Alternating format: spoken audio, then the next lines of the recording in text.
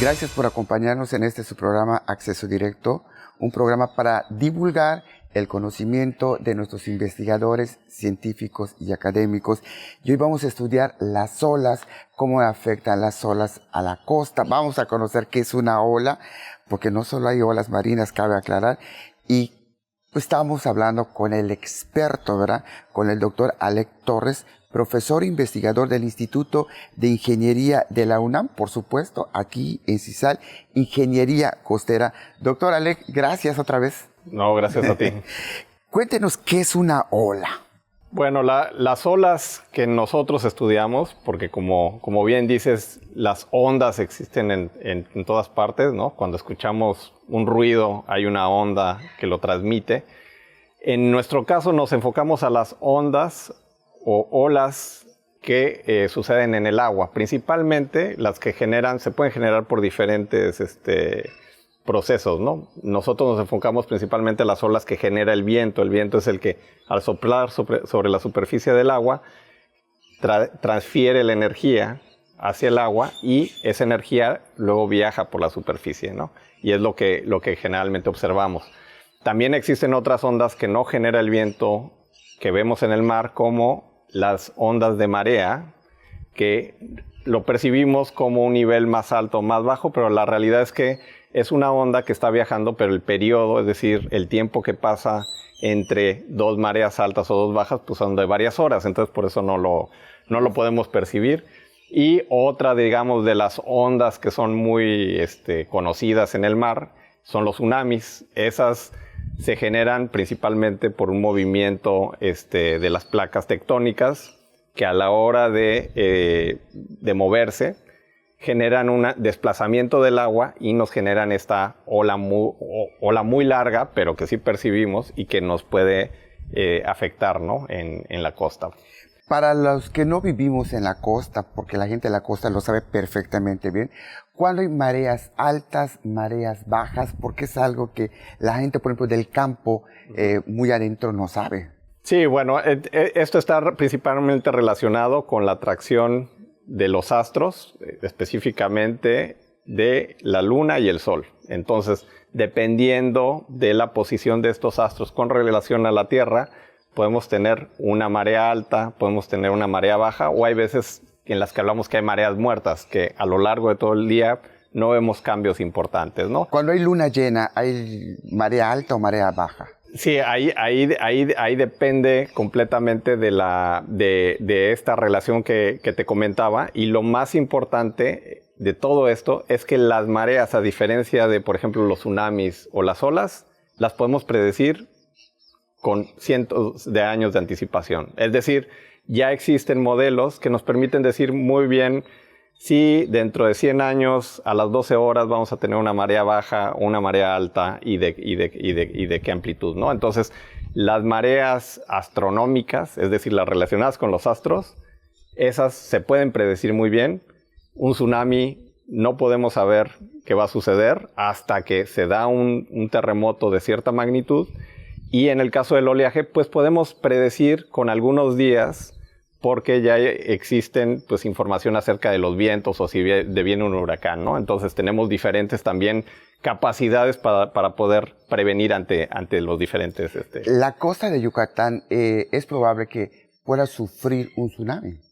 Hay una probabilidad muy pequeña, o sea, si hay registros en el Caribe, pero realmente no es de los principales, digamos, peligros de nuestra costa, ¿no? Como todos sabemos, pues nos preocupan más los huracanes, por ejemplo, claro, que los tsunamis, ¿no? En este tipo de costas. ¿Nos podría usted hablar, porque lo vimos en una charla que usted recientemente dio, sobre la anatomía del viento? ¿Qué son las olas de viento? ¿Hay su anatomía en las olas? Ok. Con la anatomía me referiría, así como tenemos partes del cuerpo, vamos a pensar en las partes de las olas, ¿no? Lo primero es, vamos a ver una ola como yo le digo una función seno coseno, pero realmente es como una ondulación. Claro. Y esa ondulación va a tener una parte alta y una parte baja. La parte alta se llama cresta. A esa parte alta le llamamos cresta, a la parte baja le llamamos valle, un poco también en analogía con si estamos en un valle y estamos en una parte alta y luego vemos el valle. Esto es cresta y luego el valle. Y luego lo que más se utiliza como ingeniero costero es cuál es la altura de la ola. Y esa altura es la distancia que hay entre la cresta y el valle. Es decir, esa ola, cuál es la distancia máxima entre el punto más alto y el punto más bajo. Y esa es la altura de la ola. Entonces, si tengo una diferencia de 1 metro entre cresta y valle, tengo una altura de 1 metro, básicamente, ¿no? Así se mide el oleaje, ¿no? Así se mide el oleaje. ¿Y la longitud? La longitud sería, generalmente, este patrón se repite y decimos, ok, ¿cuál es la distancia entre esta cresta y la próxima cresta que viene, ¿no? Y a eso le llamamos longitud de onda. Eso es muy importante, la longitud, porque nos ayuda junto con el periodo, que es otra de los parámetros que nos ayudan a definir la ola, para saber a qué velocidad se propaga esa ola. Ahora, ¿cómo obtengo el periodo? El periodo es muy sencillo. Yo me voy a la playa, me meto al mar, de repente veo que viene la cresta, es decir, el agua me llega casi hasta la boca, saco mi reloj y empiezo a medir. Voy a sentir cómo baja el nivel porque viene el valle y luego viene la siguiente ola y viene la cresta, ¿no? Entonces, si yo hago eso aquí en Yucatán, en un día cualquiera donde entra la brisa, pues me va a salir en 3 segundos por ahí, ¿no?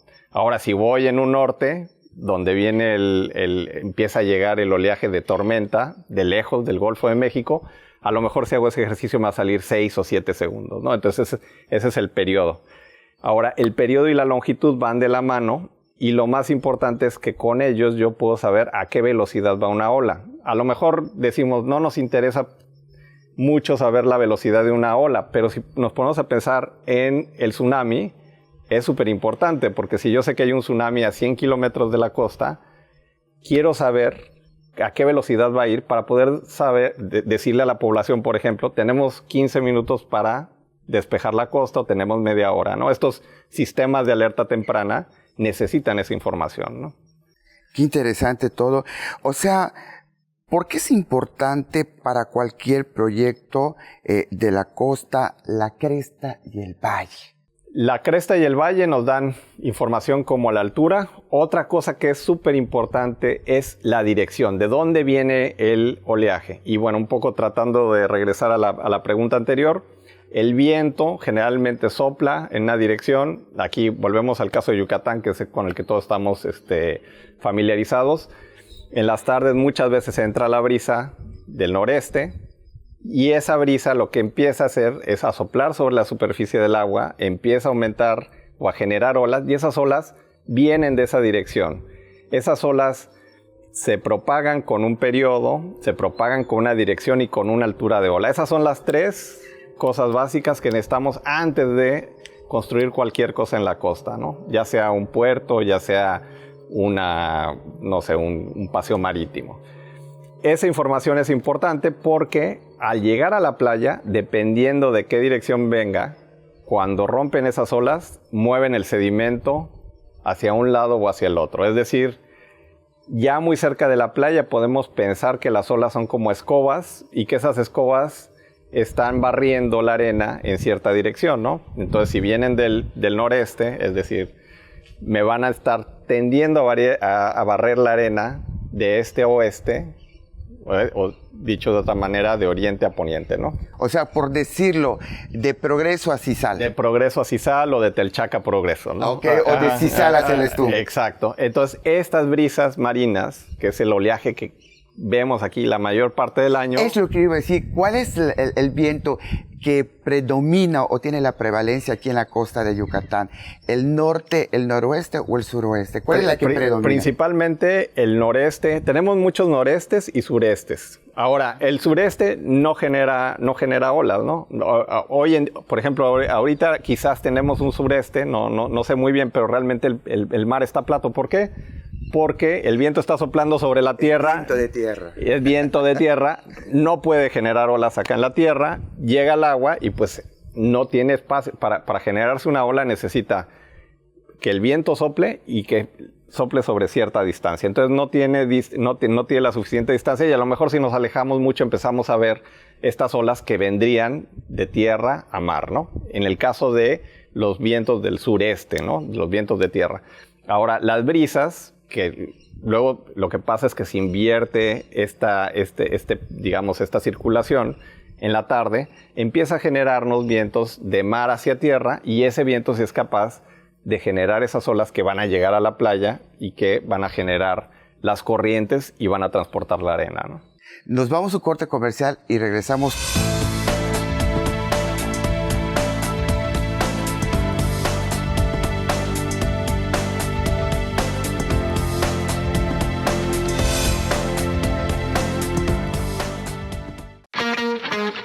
Teleplay, la señal de entretenimiento, cultura, espectáculos, noticias y más. Emitiendo desde Mérida, Yucatán. Disponible en teleplay.tv, servicio de Roku y aplicación gratuita para Apple y Android. Ahora también presente en las ciudades de Tizimín y Valladolid a través de sistema de cable. En Quintana Roo, la señal de Teleplay está disponible en Cozumel a través de cable de Cozumel y en Playa del Carmen a través de cable Riviera Maya. Esto es Teleplay.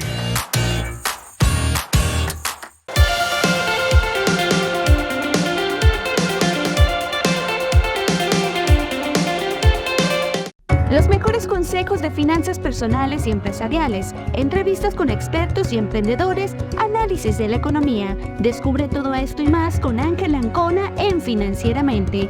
Todos los miércoles a las 7 p.m. a través de teleplay.tv, Teleplay en Facebook y YouTube y descarga nuestra app para Apple y Android.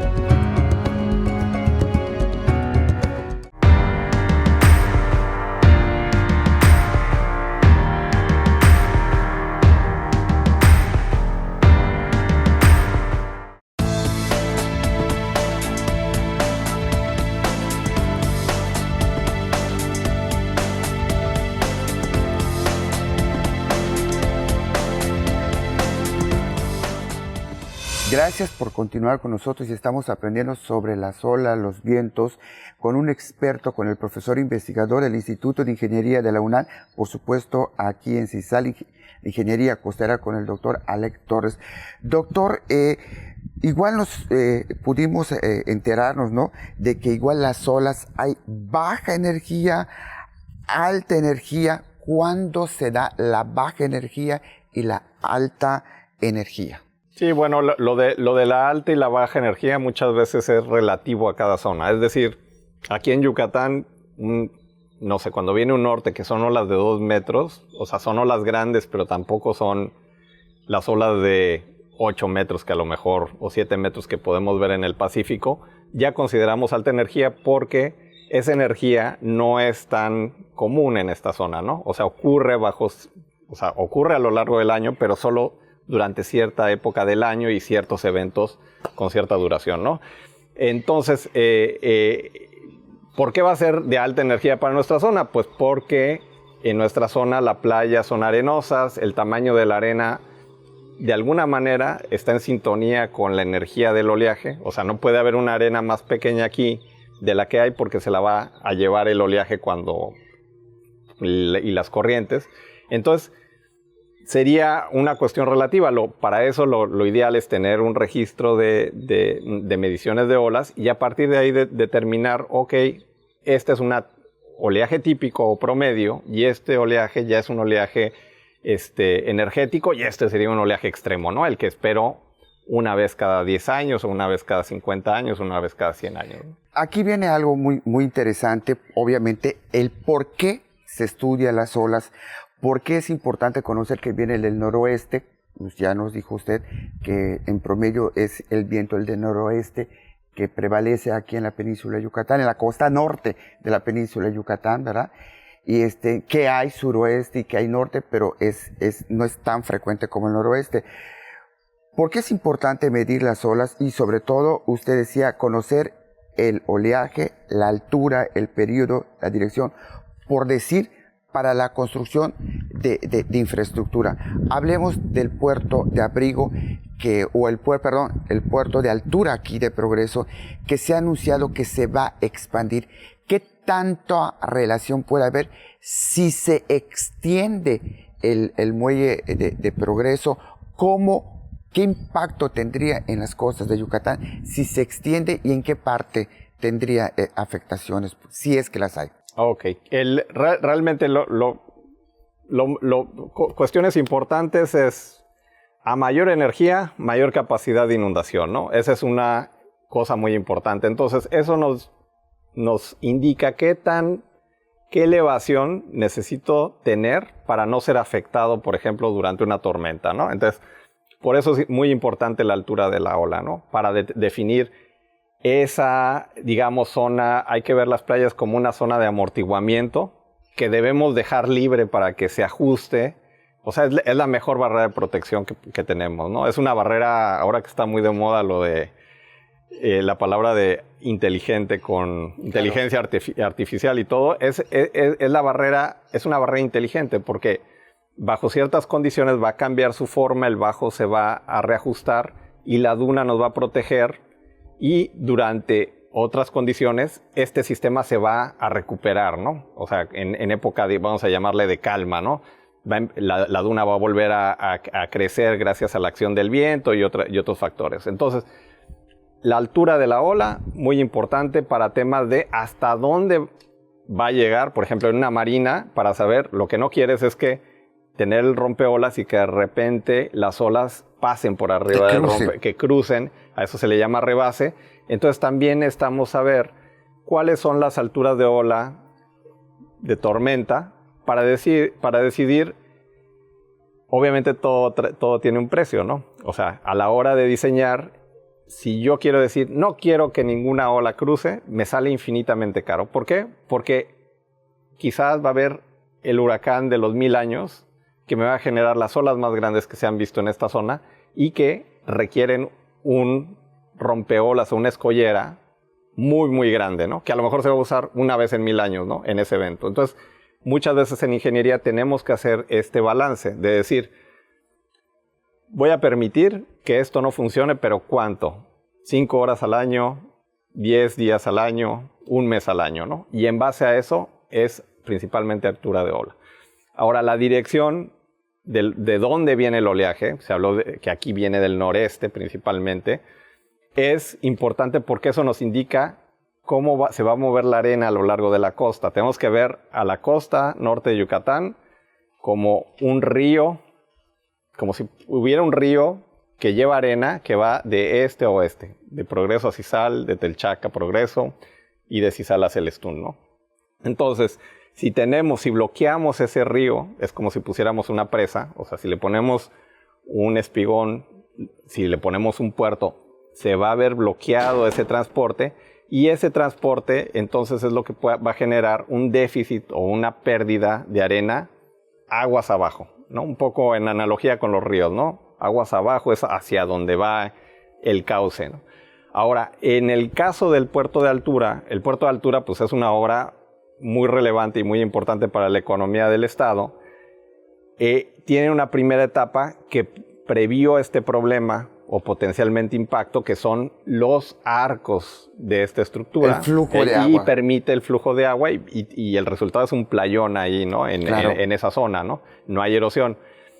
Para extenderse todavía mar adentro, pues no se pudo continuar con este sistema, y esta isla que se genera al final, lo que genera es una zona de calma. Uno cuando va a Progreso, si se pone de lado, digamos, hacia Chelem, va a haber menos olas que si se va hacia Chicxulub, porque le está generando una zona de calma esta estructura, ¿no? Es como una sombra, ¿no? Es decir, está haciendo que esas olas no lleguen por la presencia de esa estructura. Esos cambios en la energía generan cambios en la línea de costa. Entonces, el problema viene cuando tenemos casas muy cerca de la playa combinado con cambios en la línea de costa. Entonces, un ajuste pequeño va a hacer que una casa esté de repente en el agua, ¿no? Por ejemplo, ¿no? Ahora, me está diciendo usted que la extensión del muelle de altura sin los flujos de agua va a afectar a las costas en la parte de Chelén. Es más, si se hubiera continuado con estos arcos, probablemente también tendría un efecto, que sería menor a lo mejor, pero el problema es que ya también deja de cumplir su función, ¿no? Porque esta zona de sombra está hecha para que pueda llegar un barco, un buque grande y descargar, digamos, de manera segura. Entonces, entre más permeable, entre más flujo haya, pues va a ser más difícil la operación, ¿no? Entonces, responde, digamos, a una necesidad. Lo que sí es cierto es que entre más larga hacemos cualquier estructura, desde un espolón hasta una escollera, hasta un muelle, mientras más se extiende mar adentro, el efecto es mayor hacia el oeste de esa estructura aquí en Yucatán. O sea, esa sombra va a afectar más y aunque parezca contraintuitivo de que van a haber olas más chiquitas, nos van a generar un cambio. Y ese cambio o nos puede beneficiar o nos puede perjudicar dependiendo en qué zona estemos, ¿no? De ese lado de la costa, ¿no? Nos vamos a un corte comercial y regresamos.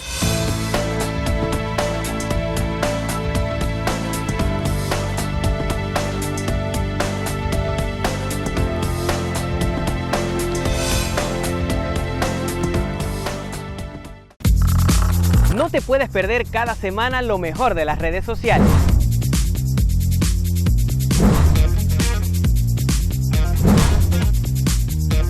Generación Like llegó para quedarse.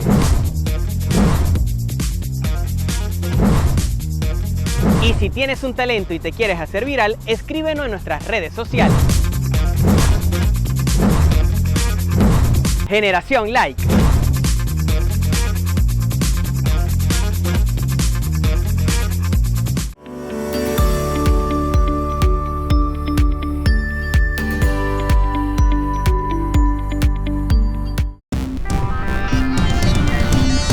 Mantente informado de los sucesos más relevantes de la península de Yucatán.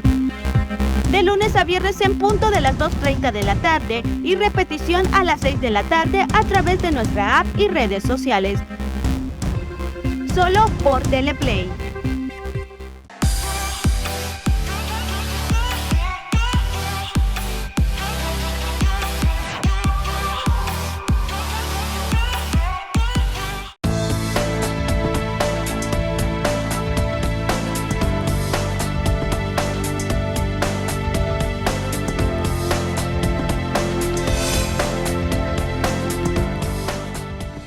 Gracias por continuar con nosotros. Estamos viendo las ventajas de medir el oleaje aquí en la península de Yucatán, en la parte norte, y por eso estamos hablando con el experto, con el profesor investigador del Instituto de Ingeniería de la UNAM, el doctor Alex Torres. Doctor, estamos hablando, por ejemplo, del puerto de altura. Entonces, ¿qué es lo mejor para el puerto de altura para que no afecte tanto a la costa? ¿Que se extienda o que se construya a un costado? Sí, para estas ampliaciones son mejores a un costado porque, digamos, ya estamos dentro de la extensión que ya está, digamos, afectando a la dinámica desde hace décadas, ¿no? Entonces, una ampliación hacia el oeste va a tener menor impacto, mucho menor impacto que cualquier ampliación hacia el mar, es decir, extendernos más hacia la costa, ¿no? Entonces, esa sería un poco está la otra parte. Obviamente, en nuestro caso, nada más analizamos la cuestión de los procesos físicos, pero pues la parte de ecología y otras cuestiones, eso lo determinarían más bien los biólogos, ¿no? Los ventos, la parte bentónica. La parte bentónica, ¿no? Entonces, usted, quiere decir, usted nos está diciendo, manera de resumen, que si el futuro muelle se extiende, va a haber afectaciones en la parte oeste, que lo que venía siendo de Progreso para Chelén, Chuburná. Ajá.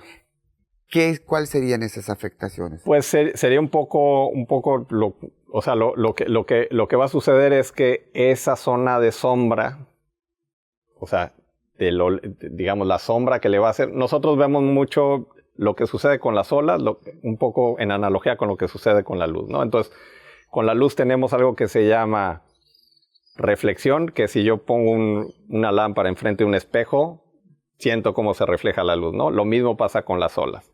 Hay otra cosa que se llama refracción, que es si yo estoy en el agua y veo mi pierna, la veo toda como doblada, y eso es porque el haz de luz, al penetrar al agua, cambia de dirección. Nosotros también eso vemos con las olas, pero es un cambio de dirección. Generalmente las olas, conforme llegan a la playa, tratan de cambiar, de disminuir el ángulo lo más posible. Aquí no lo logran porque vienen tan del noreste que rompen antes, ¿no? Pero tratarían de llegar, digamos, de frente a la costa. Y el otro proceso, que es un poco más difícil de explicar, es el de difracción, que es el que realmente juega un papel ahí. ¿Qué es la difracción? Si yo tengo un cuarto oscuro completamente, tengo una puerta y alumbro con un haz de luz. No porque esté en la esquina más escondida, no va a estar completamente oscuro, ¿no? La luz de alguna manera se expande o se transfiere lateralmente, y eso pasa con las olas. Entonces, la difracción es lo que hace que la presencia de, vamos a llamarle, del muelle o de un rompeolas, haga que haya partes donde casi no hay olas, porque estoy escondido, que es la zona de los atracaderos. Esa tiene que ser la zona donde debe haber menor energía, pero conforme me alejo o me acerco, digamos, al rayo de luz directo, entonces empiezo a tener más energía. Esa variación de la energía, de la altura de ola, ahora que ya sabemos que es una altura de ola, de la altura de la ola a lo largo de la playa, genera que el transporte sea, en vez de que sea uniforme, si yo estoy transportando lo mismo, no me va a erosionar ni me va, es decir, o vamos a verlo como nuestra cuenta bancaria. Si yo recibo 5 pesos y gasto 5, o sea, mi cuenta va a quedar igual, ¿no? O puedo recibir 1 millón y gastar 1 millón y mi balance va a ser 0. Eso sería lo ideal en nuestra playa, ¿no? O sea, que no haya cambios. Ahora, ¿qué pasa si empieza a haber diferencias? Es decir, recibo 1 peso y gasto 2. Ya debo 1 peso. Y al día siguiente lo mismo, y al día siguiente lo mismo. Entonces, eso lo tenemos que ver un poco en función de alturas pequeñas, transporto pocos granos de arena, pero si me voy moviendo, salen más granos de arena. O sea, entran menos granos de arena enfrente de mi predio, del lado derecho o del lado este, y salen más del lado oeste, ¿no? Obviamente visto así muy a pequeña escala. Entonces, a lo mejor al día 1 no lo veo, al día 2 no lo veo, pero el año 1 sí lo veo, al año 2, porque ya empiezo a tener pérdidas importantes. Entonces, se va empezando la costa a tender va a buscar como que su orientación donde esas pérdidas ya dejen de existir. Como se dice, aquí sería playa larga y acá playa angosta. Ajá, exacto. Entonces, un ejemplo muy sencillo. Si yo tengo una escollera... Es lo que aquí se ve, por ejemplo, aquí la playa es más larga. Es más larga. Y acá es más corta. Y acá es más corta porque acá viene mucha arena de acá, pero esta arena se me está quedando acá. Y ese grano de arena que yo agarre ahí en la punta de la escollera, era un grano de arena que está dejando de pasar al otro lado del puerto. Y eso pasa en cualquier puerto, ¿no? En otros puertos más y en otros menos. Si acá que esto es pequeño, vemos la diferencia, imagínense amplitud. Sí, pero el muelle realmente no está atrapando la arena porque a esa profundidad ya la arena ya no se está moviendo. Claro. Lo que está cambiando es el patrón de cómo llega el oleaje, que esa es la parte más complicada de a veces de explicar. Porque el oleaje trae sedimentos. Porque el oleaje va a mover el sedimento que está en la playa. Claro. Entonces va a hacer que se quede o que se conserve, vamos a llamarlo así.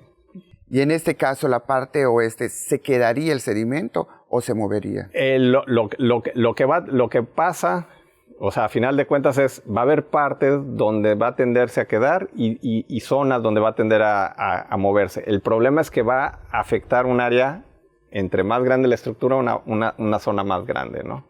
Entonces son diferentes cuestiones, pero todas relacionadas con lo que le pasa a la ola al interactuar o al chocar, vamos a decirlo, con una estructura. Entonces, usted dice que igual, por ejemplo, para las cuestiones de carga y descarga, muchas veces no tiene que tener flujo. Ajá, sí, no, exacto. Sí, hay cuestiones, hay proyectos que ya más bien lo que tienen que asumir es que va a haber un efecto y ver la manera de aliviarlo, digamos, ¿no? Es la realidad.